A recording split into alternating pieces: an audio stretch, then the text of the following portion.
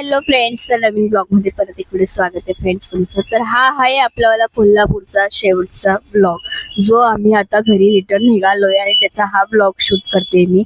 तर आता आम्ही निघालो होतो सकाळी 7 वाजेलाच, कारण की आमची रेल्वे जी होती ती 8:15 वाजेला होती कोल्हापूर स्टेशनवरून. म्हणून बाकी सगळे लोक खाली उतरले होते, रिक्षापर्यंत गेले होते. मी दरवाजा वगैरे लावून खाली निघाली. जो आमचा 4 दिवसाचा प्रवास होता ना, तो खूप चांगला प्रवास झालेला. म्हणजे 3 दिवस तिकडे आणि बाकी जो येण्या जाण्याचा प्रवास असेल, टोटल मी 4 दिवस सांगते तुम्हाला.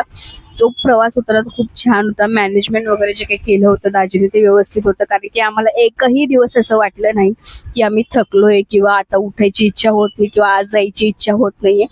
सकाळी आम्ही लवकर निघत होतो आणि संध्याकाळी आम्ही 7 ते 6:30 वाजेपर्यंत घरी रिटर्न येऊन जात होतो. म्हणजे आमचा आरामही होत होता आणि फिरणंही होत होतं.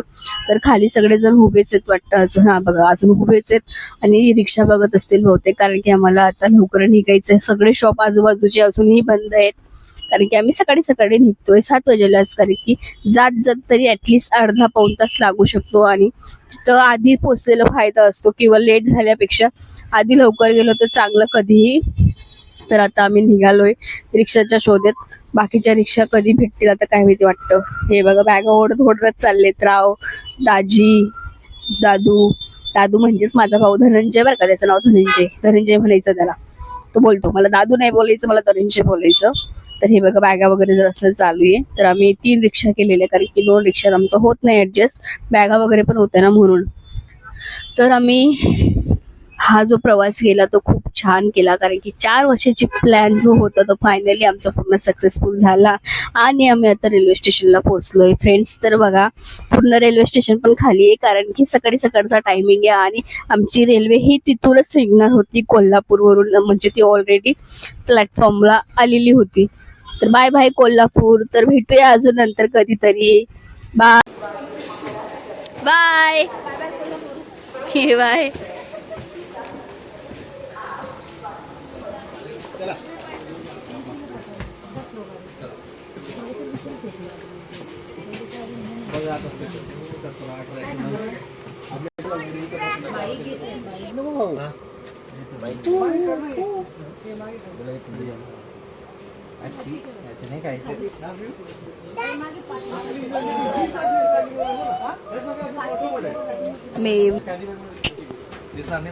मी रिझर्वेशन केल्यामुळे आमचे डब्बा जो आहे तो खाली, बाकीची जनरल वगैरे फुल झाले. पण चिकूला सेम टू सेम त्याच्यासाठी फ्रेंड्स भेटले. तर बघा चिकूली काय धुमाकूळ घातली.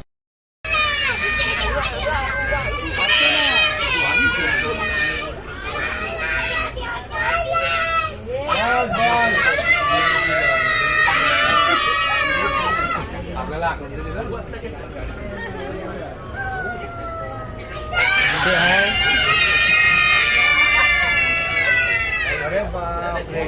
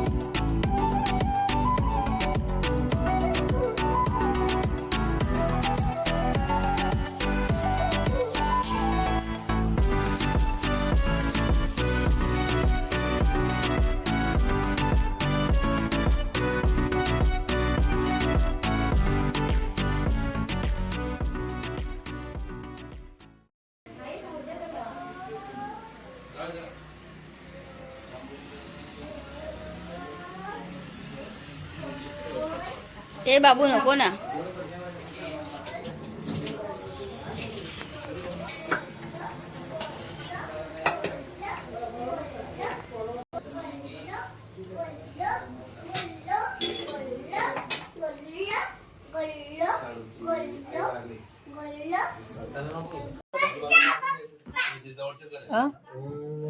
एकटा येशील का बायकोला घेऊन येशील?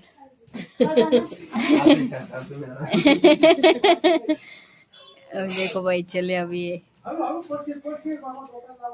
मम्मी हाच थोडी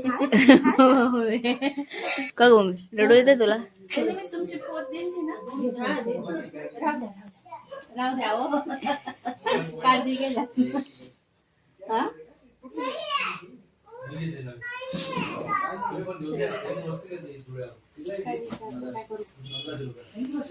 चांगलं करून दिलं ना देवाने एवढं मोठे मोठे संकट आलं त्याच्यातून आपले काय पुण्य केलेले असते ते जाणवायचं ना काही चांगलं करणं मी युट्यूबला टाकणार आहे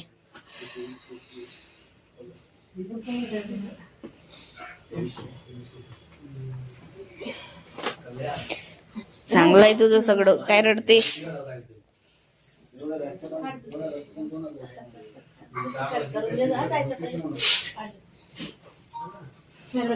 हो मम्मी जर बी पाण्याच्या बॉटल्या बिटल्या आहेत का तिथं का घेऊन जाते इथून दोन एक भरून दे ही तुझी बॉटल देऊ का तुला देऊन दे ना ही बी देऊन दे अजून ते आपल्या आहे देऊन दे घरून भरून दे का इथून भरून दे आता ती बघी लाल कलरची आहे चला चला रडू नका अजून भेटू आपण 11 तारखेला लगेच 25 ला भेटू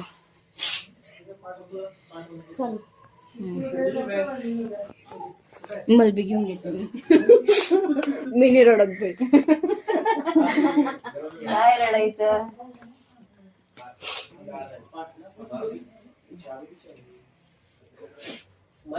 रडू नको दीदीकडे कागदी कालची चावी माय व मी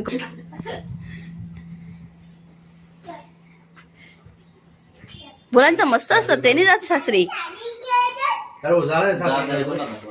मग मुलींवर नसतात का मुलींवर डबल असतात नाही मग तू बोलला ना तू विषय काढला जबाबदारीचा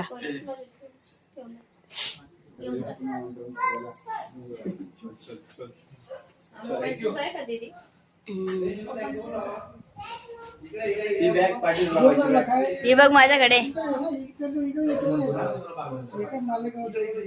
चल मम्मी येतो आम्ही बाय येते आई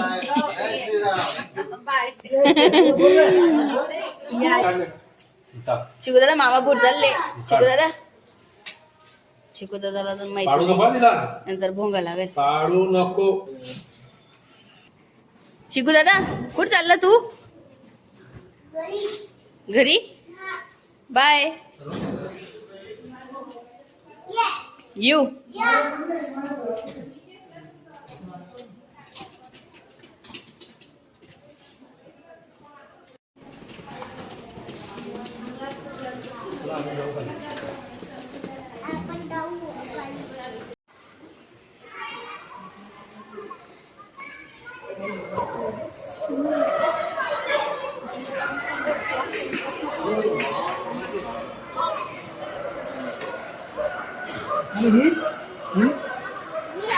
ही कोणाची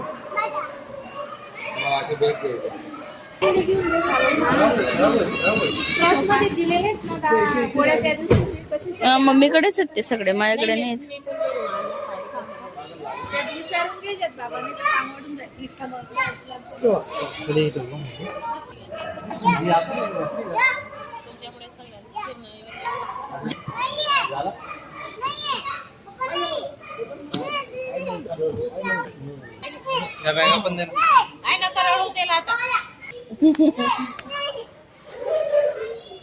तुझं नाही जायचंय बाळू तू उतर खाली तुझं नाही काही काम उतर खाली उतर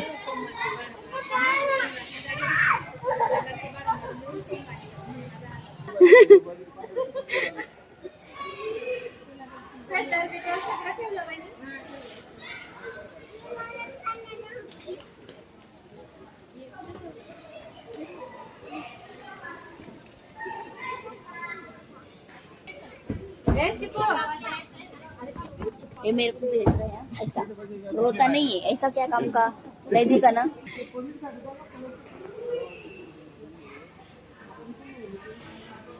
रडू नको आता येते मी 11 तारखेला मेंढा खायला